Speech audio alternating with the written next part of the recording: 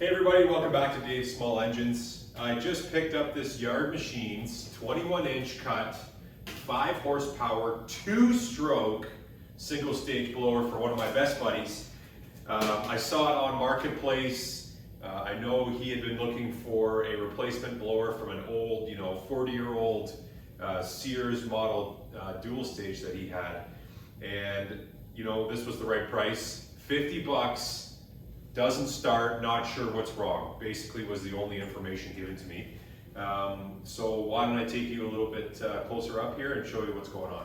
All right, so it seemed to be in great shape. I mean, a little bit dusty, but look at these wheels. Pretty mint. No crap, no crud, no rust. This is just some leaves and junk here. Everything seems to work. Like, that could probably use a little bit of lubrication. The auger, let's check that out. Yeah, lots of life left here. Yeah, I'm not too worried about that at all. Hardly worn. A little bit rough there. Not very much rust. But yeah, overall, it looks to be in pretty good shape. I mean, for 50 bucks, you can't go wrong. So, I'm gonna try and pull it over here, see if I can get it started with what I can do right now. And then we'll go ahead with diagnosing what I think the issue might be, which at this point, I have no idea. So I'll give it a few primes here. Ignition key on, choke all the way on. And now I'm just gonna pull it and see what happens.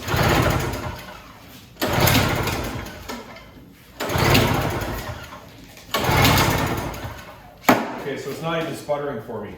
I guess I'll dig into it. So what I'm looking for here is fuel, air, and spark to get this thing running.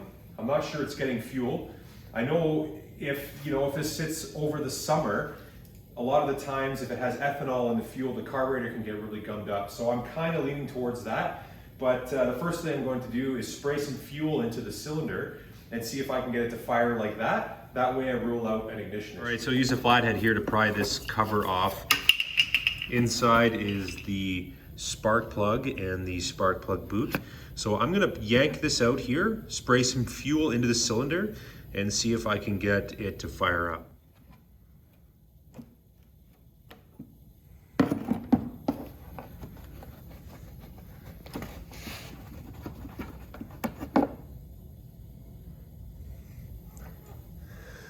All right, what do we got here? Yikes.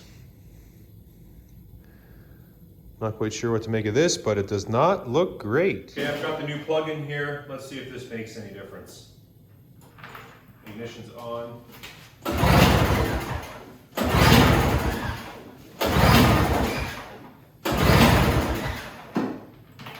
No dice. From the diagnostic standpoint, from this time on, I need to get this cover off. I need to be able to get at the cylinder, the ignition coil, all of that in order to determine what's going on here. So that's easily done. These 8 mils right here, and the same on the other side. And this cover should pop off. Okay, I've got those 2 side bolts off there, right here and right here. But it looks like what's holding it on right now is this 1/2-inch bolt right here. So I'm just gonna loosen that off and see what happens. Finally, there's 2 bolts on either side up underneath here. Okay, so once those bolts are undone, all you have to do is pry from the inside to get this auger control off, and then this cover should slide off. Okay, so now that cover is off, we have total access to this whole machine, which, as you can see, really isn't all that complicated. So other than unplugging the hose for the fuel primer, which is right here, the 3 bolts at the front, 1, 2, and 3, and then taking the controller off for the auger, which is easily done by prying here because it snaps in. This whole casing comes off and we have total access to all the guts. Okay, so what I'm going to do now is determine whether or not it's a spark related issue, maybe with the ignition coil. So by doing that, I will remove this spark plug, spray a bit of mixed fuel into the cylinder, and then see if I can get it to start. If that doesn't work, I'll be onto the carburetor, which is oftentimes the issue here in these instruments. If folks leave ethanol-based fuel in the carburetor over the summer and then go to start it in the winter, oftentimes you can get some buildup and things just don't run right. All right, so here I have a mixed bottle of 45-to-1 two-stroke mixed fuel. So I'm going to spray some in the cylinder and then see when I plug the spark plug in if I can get it to fire over. So obviously, because I have the case off, I have to kind of pull the starter cord through here. Well, let's see what happens. Chokes all the way on. We should be good to go here then.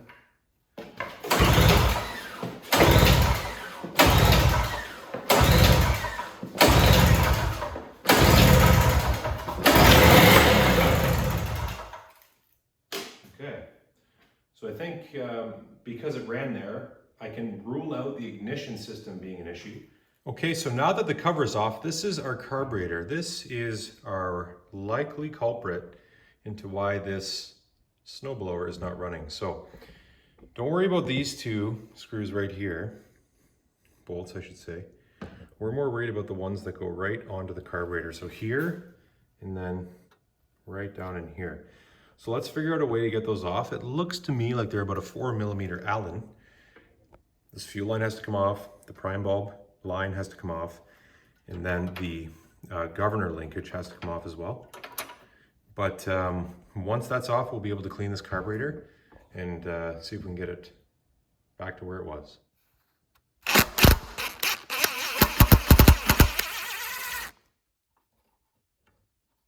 Okay, so let's get this fuel line clamp off.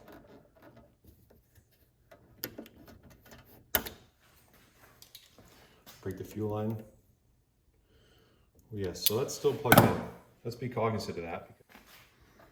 Let's pop that fuel line off. Get it up high and out of leaking territory. Up top here. Let's pay attention to where the gaskets go. It's very important. Got our 2 carb bolts per side down on the table. And then again, as I said, we got to make sure we're very careful with this throttle linkage. Okay, so here's the carburetor, and here's the gasket that fell from between the cylinder and the carburetor. All right, so let's get this carburetor broken down. What can I learn from here? Well, this is a Tecumseh Products carburetor that's on this Tecumseh 5 horsepower 2-stroke engine. Yeah, well, there's still some fuel in here. So let's get this broken down. This, believe it's a 1/2 inch. Yeah, there it goes there. So there was fuel getting to the carburetor.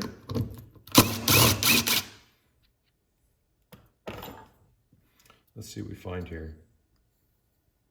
Oh, wow, okay, so it's pretty clean. It's very clean, in fact. This is usually where we see all sorts of gum and nonsense inside of the carburetor, but that's good to see that it is in fact clean. Okay, so I let this carburetor sit in this container of gas here that I actually drained out of the snowblower overnight, and I've used a toothbrush and scrubbed away here, so it is pretty clean. Now, there's a couple things that I'm going to want to clean to ensure proper operation and to see if I can get this thing running. This float valve right here, where is it in the video right here? Show you. So that valve right in there that moves up and down. If I were to take all of this apart, it's probably the best course of action to ensure it's clean. However, the problem I'm worried about is losing this spring, losing some of these parts here. And I think for the general and average user, if there's a way that we can clean this without having to remove that spring, we'll be better off. So where this valve actually connects to is the fuel inlet. So the fuel hose goes into here, and then that valve, that needle that moves up and down, corresponds with this float, which allows more fuel into the float bowl, which is actually right here. So when the fuel line comes in, this float, depending on how much fuel is in the bowl, moves up and down and lets fuel in. So let's try and clean this without taking this all apart.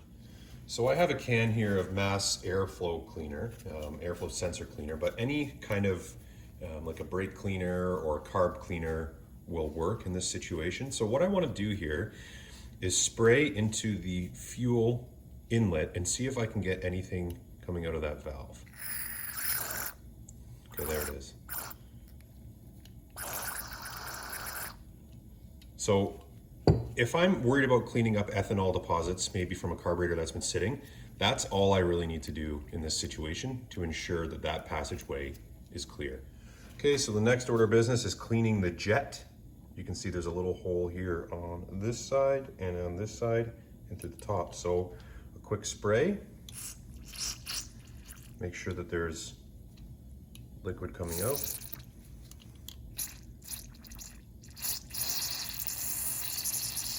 So it's coming out of those holes. All right. To make sure that is clear of any debris or any built up junk. And then just for extra certainty, you know, spray out the carburetor, any of the inlets,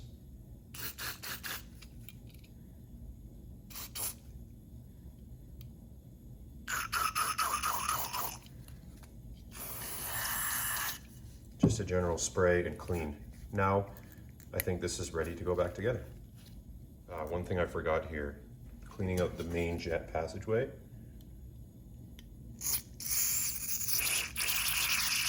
And what we're looking for here is that we've got fluid coming through the carburetor.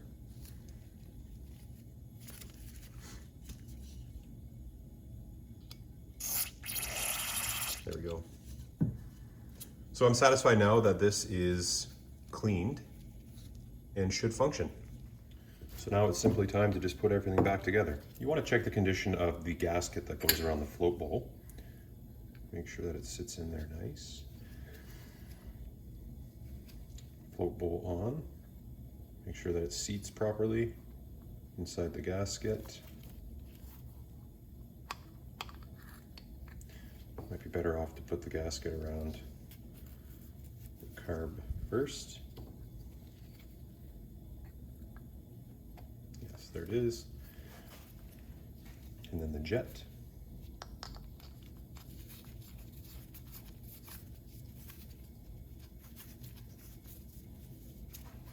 You don't want to over tighten this. This is a brass fitting, but just snug. And then essentially just install it back onto the machine. Okay, so before I install this, I want to make sure that I have the gaskets all lined up. I've got the gasket on the cylinder head here, that never came off. Then this gasket block right here, this plastic piece. And then the gasket between the plastic and the carb, as well as have the throttle linkage, because if we don't put it on as we install it, it's not going to work for us. Then I'll just do these by finger tight. Make sure everything's aligned. It feels good.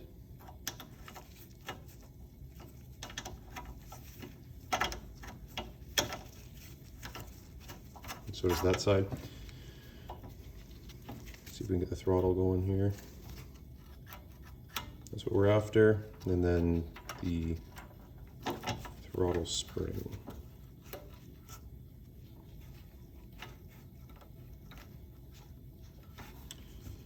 Which I believe hooks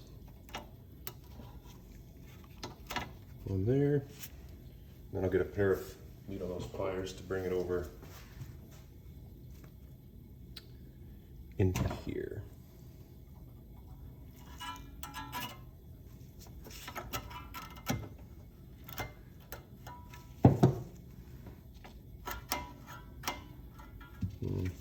That doesn't look right there, so it actually just goes into the hole.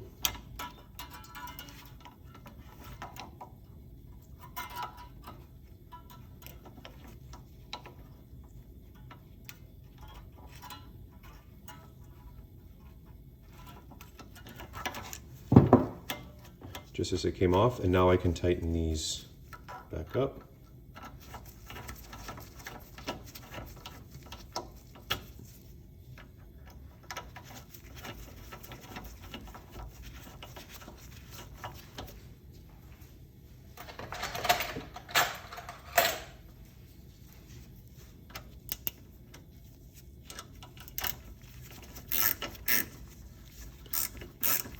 Remember, we're dealing with plastic and aluminum here, so we don't want to over tighten these, cause damage.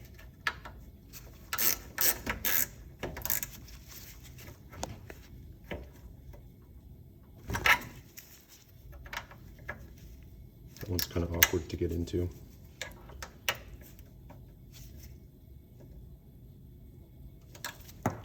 All right, so now the fuel line.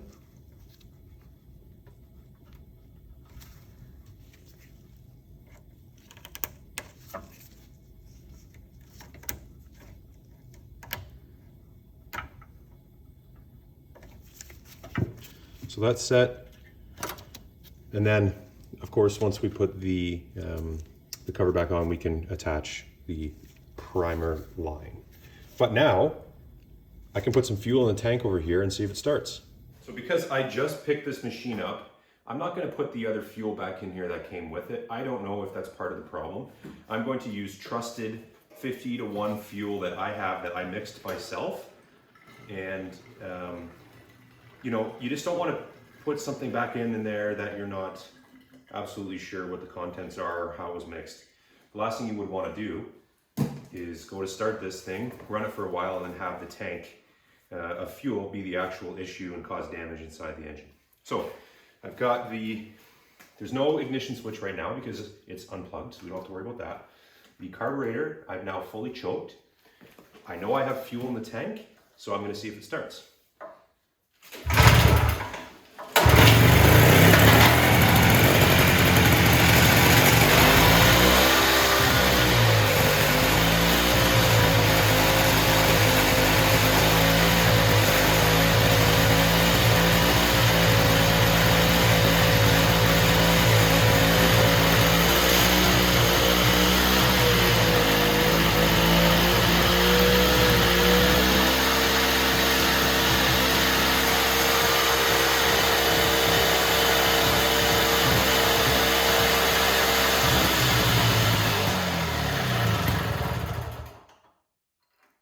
Shut the engine off there by using the choke. So yeah, everything runs. I can put it all back together. I'm just going to sweep some of this junk off of the cowling here. Looks like a few mice have had some fun. The reason for that is I don't want this to get wet, sit there in the summer, and just rot and rust out the metal here, the metal cowling, because it's in actually pretty good shape.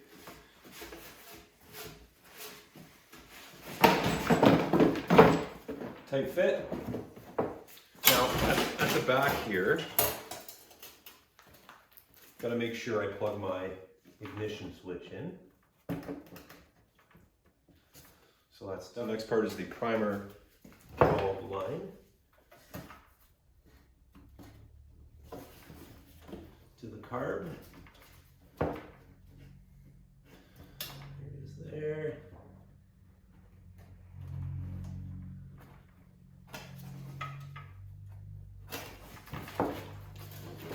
Sit this back down.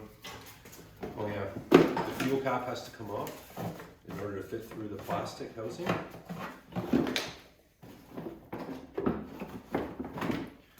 And then you see here and here, and we have to then avoid the choke as well. Don't want to damage that. And then of course the exhaust. Like that. So along the front of the blower there were the three 10 mil bolts underneath. 1, 2, 3. The fine thread are the ones that will be going into the metal housing.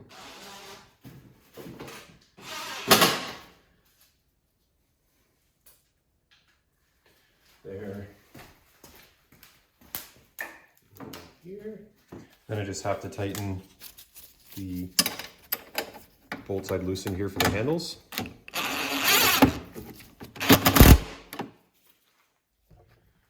on the other side.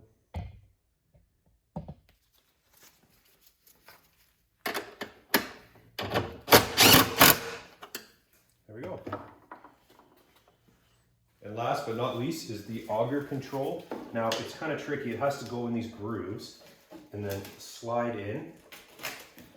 And then once it slides in, it just snaps in just like that.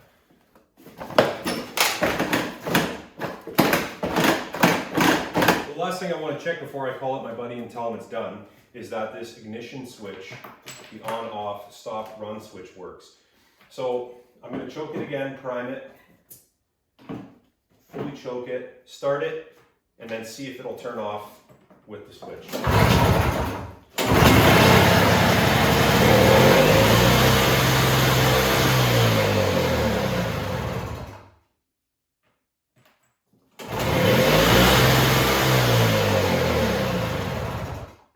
Thanks again for watching, guys. My repair on this 21-inch Yardworks 2-stroke single-stage snow thrower. I hope you enjoyed the video, and I hope it inspired at least one person out there to give it a try fixing it themselves. As you saw there, really not that difficult of a job. You just got to clean the jets out, make sure the carburetor is all clean, and then it should run again. So I hope it helped, and thanks again for watching. If you liked it, like the video for me, leave a comment. I'll try to respond to all the comments, and hope to see you guys soon. Take care.